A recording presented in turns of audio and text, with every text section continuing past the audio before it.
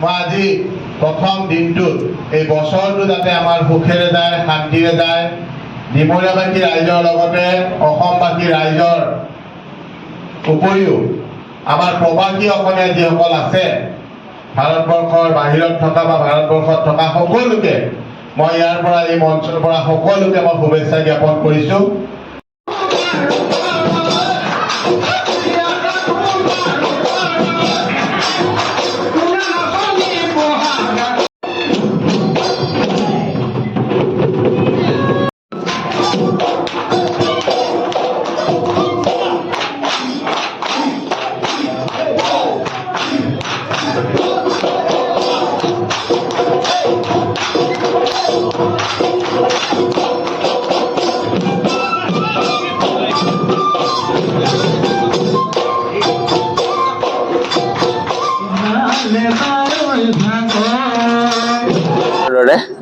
এইবাৰো আমি আমাৰ ডিমৰীয়া বিধান পৰিষদৰ মুখ্য কাৰ্যালয়ত আহি আমি সকলো একত্ৰিত হৈছোঁ। আমাৰ জ্যেষ্ঠসকলৰ লগতে আমাৰ কনিষ্ঠ যুৱ বন্ধুসকল, আমাৰ মহিলাসকল সকলো একত্ৰিত হৈছোঁ।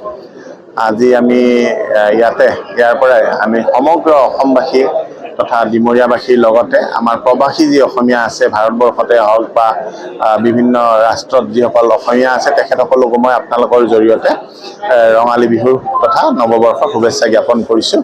লগতে এই বছৰটো যাতে সুখেৰে যায়, শান্তিৰে যায়, সকলো ক্ষেত্ৰতে অসমক প্ৰতিনিধিত্ব কৰা সকলোৱে যাতে অসমখনক আগবঢ়াই নিব পাৰে আৰু এক শক্তিশালীভাৱে আমি সমাজ গঠন কৰি আমি যাতে ৰাজ্যখন যথেষ্ট আগবঢ়াই লৈ যাব পাৰোঁ। ডক্টৰ হিমন্ত বিশ্ব শৰ্মা ডাঙৰীয়াৰ নেতৃত্বত আমি তাৰেই কামনা কৰিছোঁ আজি পহিলা বহাগৰ দিনটো।